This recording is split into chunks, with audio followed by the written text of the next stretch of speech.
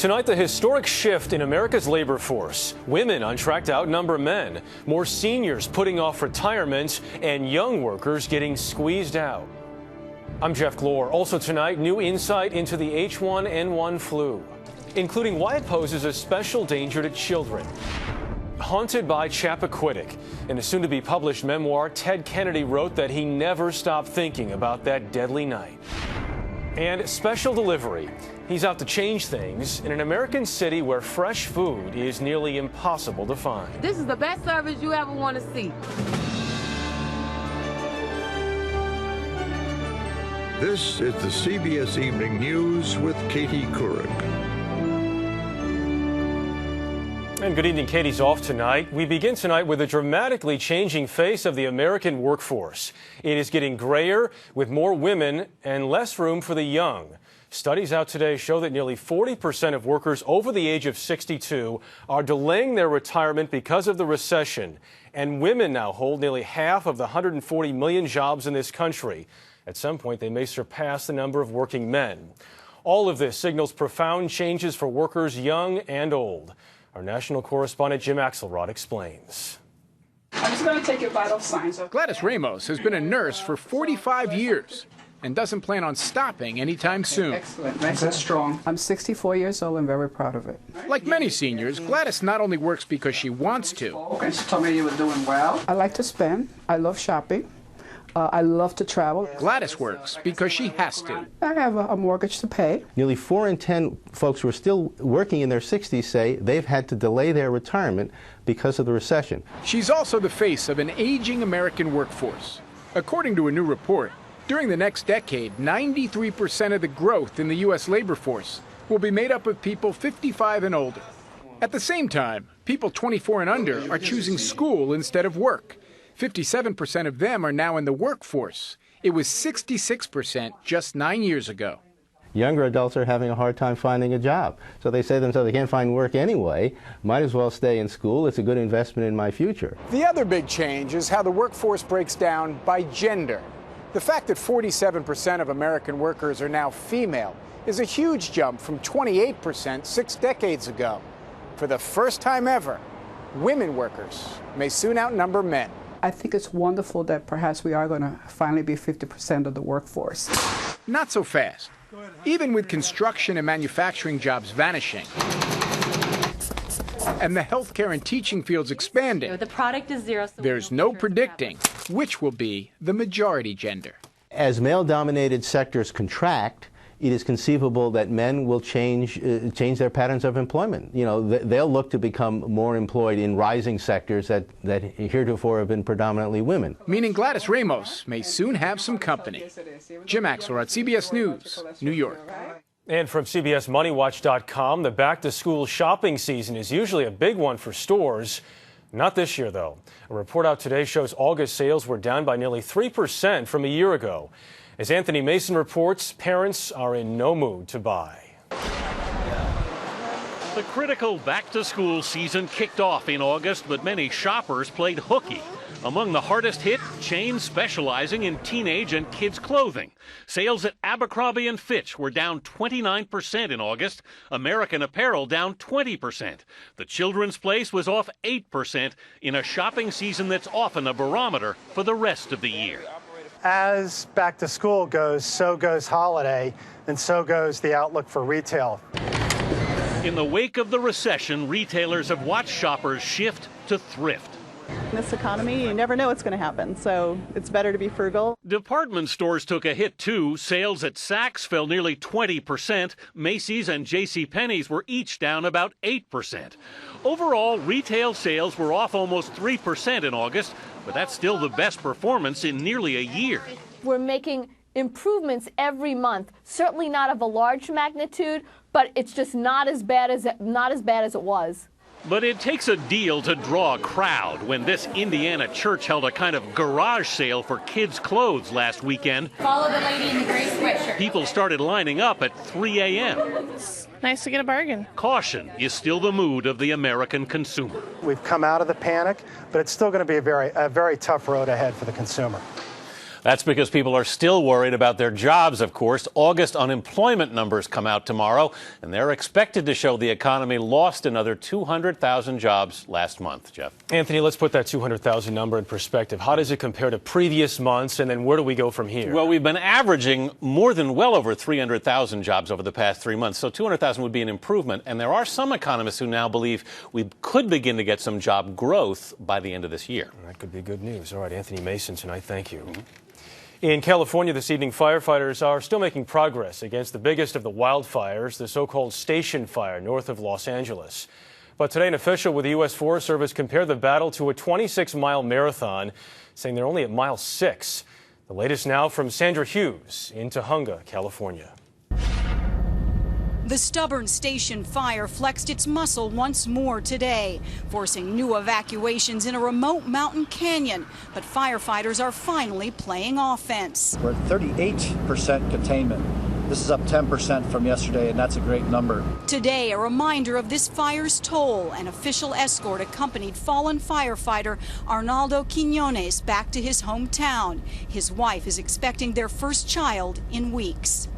At 226 square miles, the wildfire is the largest in Los Angeles County history.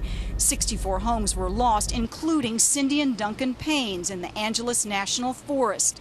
They lost everything except... I got my grandmother's necklace and my wedding ring, and that's it. The Payne family says they got no warning to evacuate before their home burned, and they feel this tragedy could have been avoided. The problem, they couldn't get approval to clear brush around their own home. Does the U.S. Forest Service come in and clear your brush for you? No, because it's private property. Local officials also question whether the U.S. Forest Service cleared enough brush on land bordering foothill homes. We want to see other agencies act responsibly in taking care of their brush issues.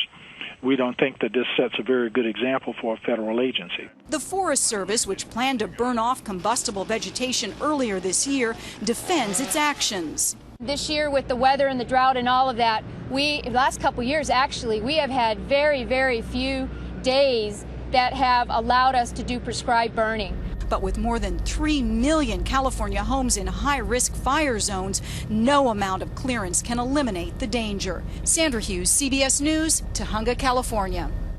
To health news now, in our first hard numbers on the youngest victims of the H1N1 flu virus.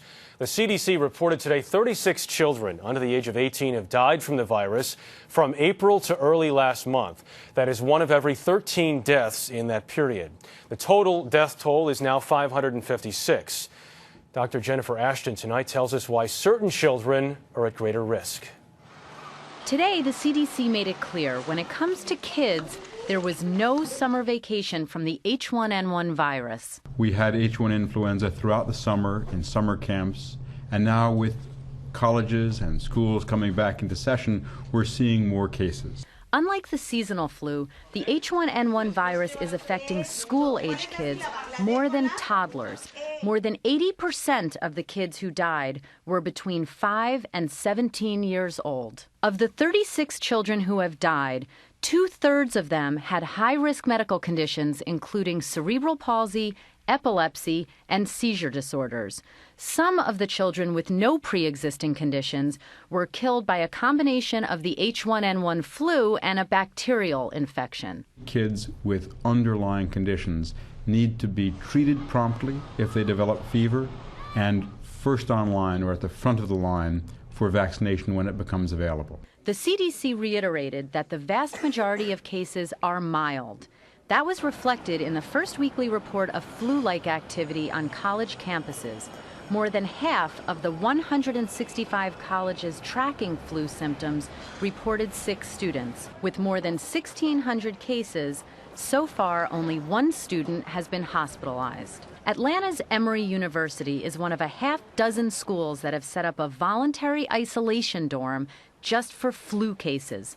3 students inside spoke to the CBS Early Show via webcam. People are scared that they don't want to get it. They think it's worse than it is. It's a strong flu. The CDC continues to see sporadic outbreaks of flu throughout the country, but is reporting high numbers of flu-like illness in the southeast, likely because many schools in the region are already back in session. Jen, we're so used to the seasonal flu affecting the very old and the very young. We know this is affecting seemingly the healthiest members of society, school-age kids. Do we know why?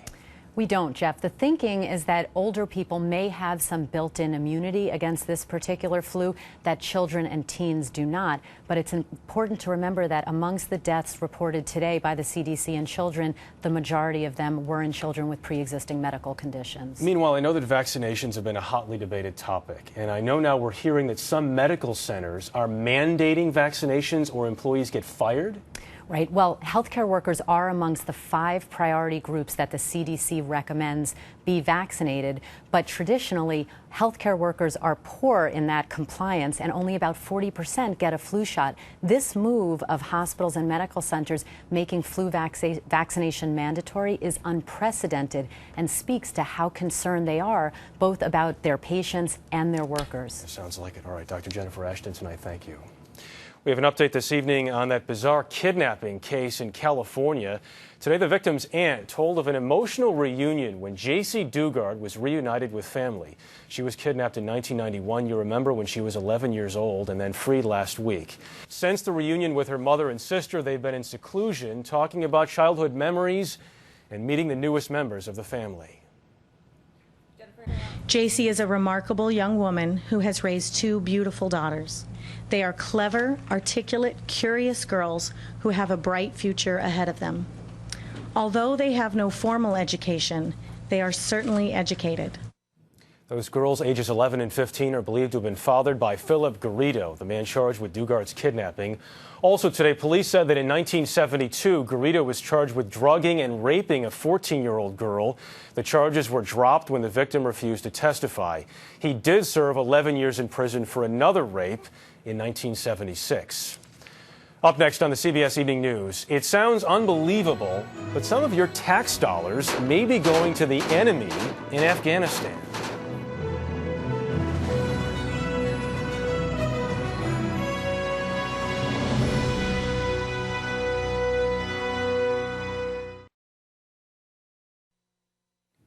Now to the war in Afghanistan. Today, Defense Secretary Robert Gates dismissed any talk of pulling out, saying President Obama's new strategy needs time to work. Under that plan, 68,000 U.S. troops will be deployed in Afghanistan by year's end. Gates told reporters he'd consider recommendations to send even more. U.S. taxpayers, meanwhile, have spent billions on reconstruction projects in Afghanistan. Remarkably, there is word that some of that money is going straight to the Taliban. And now the head of the House Foreign Relations Committee is vowing an investigation. Here's Nancy Cordes. It is taxpayer money meant to fund aid and development projects in Afghanistan. Roads, bridges, schools. But there are new claims that U.S.-funded contractors have been spending a hefty chunk of that funding on protection payments to the Taliban for years. That translates into money that the Taliban are using to attack and kill American military personnel. That's just simply outrageous. The international news organization Global Post quoted several unnamed contractors who said 20% of their budgets or more go to pay off the Taliban so it won't bomb their projects or their people. A protection racket far more sophisticated than the typical mob-style shakedown. The Taliban literally has an office in Kabul where it works out what percentage will be charged on these contracts. This is so open. The State Department has spent more than $4 billion on development contracts in Afghanistan since 2002. Experts say the kickbacks could have netted the Taliban tens of millions of dollars and are such an open secret on the streets that the U.S. government had to know. You cannot do anything about it. This is how it operated. This is how it was in the 1980s. This is how it is today. And contractors have good reason to fear the Taliban. As of last September, 291 State Department-funded contractors, most of them non-Americans, had been killed by Afghan insurgents. The State Department says it's looking into the alleged protection payments. In Afghanistan, any diversion of funds for any reason makes it that much more difficult for us to achieve our objectives. especially because popular support for the war has fallen lately and could sink even further if Americans fear their hard-earned taxpayer dollars are going to fund our adversaries. Nancy Cordes, CBS News, Capitol Hill. And one more note from Afghanistan this evening. There is a new crackdown at the U.S. Embassy in Kabul following reports of wild parties and lewd behavior by civilian guards. This week, shocking photos emerged with guards claiming they were humiliated by superiors. Today, embassy officials said State Department security officials will now watch over the guards, and alcohol is now banned at the camp where they live.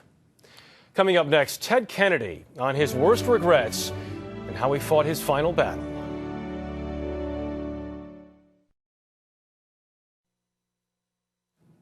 More than 2 months after his death, Michael Jackson's body will finally be laid to rest tonight at Forest Lawn Cemetery near Hollywood. But the private funeral will not end the legal drama over Jackson's death. Last week, the coroner ruled it a homicide caused by drug injections. That opens the way for possible charges against his doctor, Conrad Murray. Later this month, and just weeks after his death, Senator Edward Kennedy's memoir will be published. It covers the highs and lows, including never-before-seen thoughts about the 1969 car crash that killed his passenger, Mary Jo Kopechne. Kennedy says he made terrible decisions at Chappaquiddick and that his actions afterward were inexcusable. That night, he wrote, ended in a horrible tragedy that haunts me every day of my life. I think this confirms to everybody that he carried Chappaquiddick with him for his entire life, that he was greatly disturbed by it, tormented by it, and tried to shape the rest of his life around an effort to atone for what happened there. Senator, stay in the line. Yeah, a quick moment, just real fast for you. Another regret, rousing his nephew William Kennedy Smith out of bed to go drinking instead of taking a walk on the beach. That night out would lead to a rape charge against his nephew, ending in acquittal. His indulgences, he acknowledged. I've enjoyed the company of women. I've enjoyed a stiff drink or 2 or 3. At times, I've enjoyed these pleasures too much. In the name of the Father, and of the Son, and of the Holy. At times, those pleasures were used to mask deep pain. Kennedy described the despair he felt over the loss of his 2 brothers, how he tried to, quote, stay ahead of the darkness, but entered a period of excessive drinking after his brother Robert's death and would flinch over the sound of loud, sudden, everyday noises. True Compass opens with Kennedy's resolve to battle a fatal brain tumor. I believe that approaching adversity with a positive attitude at least gives you a chance for success, he said. Approaching it with a defeatist attitude predestines the outcome, defeat. And a defeatist attitude is just not in my DNA. We'll be right back. Finally tonight, apples and oranges, peaches and green vegetables. They may be ordinary items in most of America, but in some inner cities they are hard to find and sorely missed. Now one state is taking a fresh approach to the problem. And as Dean Reynolds reports, it's bearing fruit. Most every day, Butch Robinson drives his truck filled with fresh fruit and vegetables around Detroit's inner city. That definitely makes me feel good. Yeah. It's a lot of stuff that is being brought into Detroit that's not so good. Unemployed for a year before recently getting this job, Butch works for Peaches and Greens. 3 for $1. One of 3 suppliers involved in a pilot Michigan program to bring healthy food to the front door. How much kiwis? 3 for $1. $1. Thank you very much. Certainly the need is there. There's some kids that think that fruit comes from a can, really. Lisa Johannan is the founder of Peaches and Greens. Are these Michigan plums? Which dispatches trucks filled with locally grown produce twice a day, Monday through Friday, from its small store in the urban wasteland. There's no rocket science to this at all. I mean, it's a very simple thing. You put some produce on a truck and you drive through the neighborhood. These are blighted neighborhoods where liquor stores, and there are plenty of them, offer groceries as an afterthought. Why do you like it? Because it's better than the market. It's fresher. And it's right in front of you, too. And it's at home. It's ironic that in the Motor City, 20% of the people don't have a car. And if they want to take a bus to a full-fledged grocery in the suburbs from here, it'll be about a 2-hour trip, one way. There's plenty of produce in those suburbs, but in this city of more than 800,000 people, there's not even one major food store chain. We have a whole generation of people who were raised on fast food. Lisa Johannan knows the consequences. high blood pressure, heart attacks, diabetes, and these are things that run rampant in this city. Which brings us back to Butch and his truck. This is the best service you ever want to see. I depend on this truck. Yes, ma'am. Others do too. You like oranges? I do. I like oranges. It's really a beautiful thing, you know, it really is. And in this neighborhood, a sign of hope. Dean Reynolds, CBS News, Detroit. That is the CBS Evening News tonight. For Katie Couric, I'm Jeff Glor. Thanks for watching. I'll see you back here tomorrow night. Good night.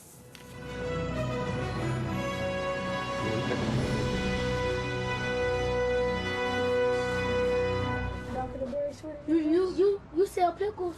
No, we don't got any.